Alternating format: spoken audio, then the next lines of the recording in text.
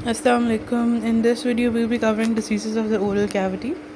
सबसे पहले अल्सर्स देखेंगे हम, वायरल अल्सर्स देखेंगे, बैक्टीरियल अल्सर्स देखेंगे एंड फंगल देखेंगे. सो स्टार्टिंग विद वायरल, हमारे पास दो किस्म के होते हैं. एक हमारे पास हर्प एंजाइना एंड दूसरा हेपेटिक जिंजाइवल स्टोमेटाइटिस आ जाता है. हर्प एंजाइना जो है it is caused by coxsackie virus, ठीक है. एंड चिल्ड्रन जो है इसमें ज़्यादा अफेक्ट होते हैं. मल्टीपल स्मॉल वेसिकल्स बन जाती होती हैं on the soft palate, tonsils and the uvula, ठीक है. And they then rupture to form ulcers, जैसे इस पिक्चर में नीचे नज़र भी आ रहा है. जबकि जो हेपेटिक जिंजाइवल स्टोमेटाइटिस होता है that is caused by HSV 1 and 2. Primary होता है एंड सेकेंडरी होता है. जो प्राइमरी होएगा that occurs in children. Multiple vesicles इसी तरह फॉर्म होती हैं दैट फॉर्म अल्सर्स जब रप्चर होएंगे and they accompanied by fever, malaise and sore throat. जबकि सेकेंडरी जो है वो अडल्ट में होता है, माइल्डर फॉर्म होता है, इन्वॉल्व करता है वर्मिलियन को, जो लिप बॉर्डर होता है ना उसको, और कभी कभी हार्ड पैलेट एंड जिंजाइवा को भी. It lies डोमेंट in the trigeminal ganglion and बाद में जो है ये दोबारा से एक्टिव हो सकता है अगर पेशेंट इम्यूनो कॉम्प्रोमाइज़ वगैरह होएगा तो. ट्रीटमेंट इसकी एसाइक्लोवीर होती है 200 mg 5 times a day for 5 days. Fungal ulcers आ जाते हैं तो फंगल के अंदर कैंडिडियासिस है, जो मोनिलियासिस भी कहते हैं इसको. कैंडिडा एल्बिकम जो है ये कॉज कर रहा होता है. दो किस्म का होगा ये, एक थ्रश होएगा और दूसरा क्रॉनिक हाइपरट्रोफिक कैंडिडियासिस हो जाएगा. जो थ्रश है उसके अंदर एक वाइट सी लेयर बन जाएगी जिसको आप वाइप ऑफ करेंगे तो एक एरिथमेटस सी म्यूकोजा निकल आएगी. जबकि जो क्रॉनिक हाइपरट्रोफिक है वो आपकी वाइप ऑफ नहीं होती. ट्रीटमेंट इसकी प्राइमरी के लिए हम टॉपिकल नेस्टैटिन दे देते हैं या फिर कोट्राइमेज़ोल दे सकते हैं.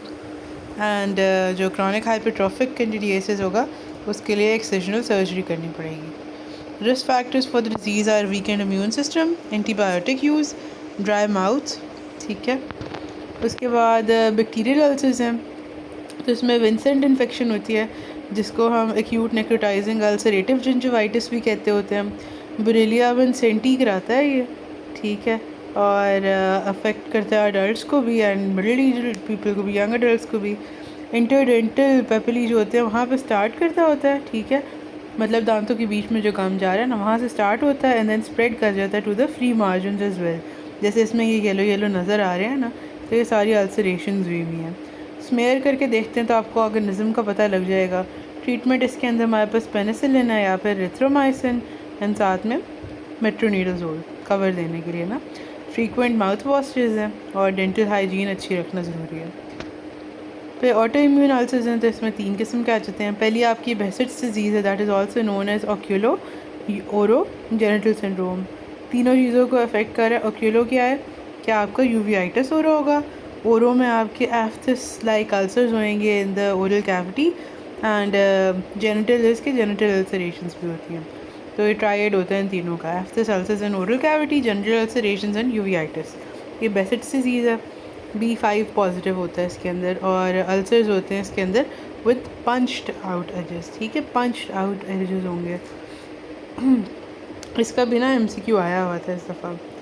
और एफ्थिस अल्सर्स आ जाते हैं तो एफ्थिस अल्सर्स में आपका रिकरेंट एंड सुपरफिशियल अल्सर्स होते हैं. अनमूवेबल म्यूकोजा जैसे कि इनर सर्फेस ऑफ लिप्स है या बकल म्यूकोजा है, टंग है, फ्लोर ऑफ माउथ है, सॉफ्ट पैलेट है. तो इन चीज़ों का पर माइनर अगर होंगे तो वो ज़्यादा कॉमन है. 2 to 10 मिलीमीटर के होते हैं साइज़ में, बहुत सारे होते हैं. सेंट्रल नेक्रोटिक एरिया होएगा, साइडों पर रेड सा हैलो होता है.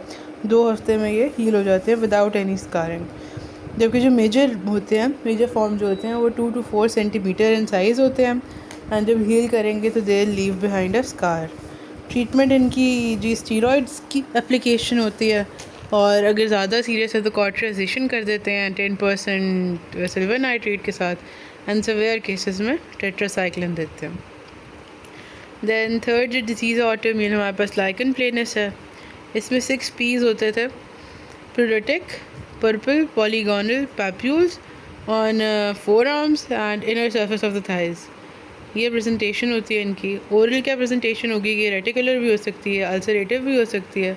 अगर रेटिकुलर हुई तो लेस लाइक पैटर्न होता है on bilateral buccal mucosa and अगर अल्सरेटिव हुई तो फिर उसमें पेनफुल अल्सर्स होते हैं in the oral cavity mucosa. The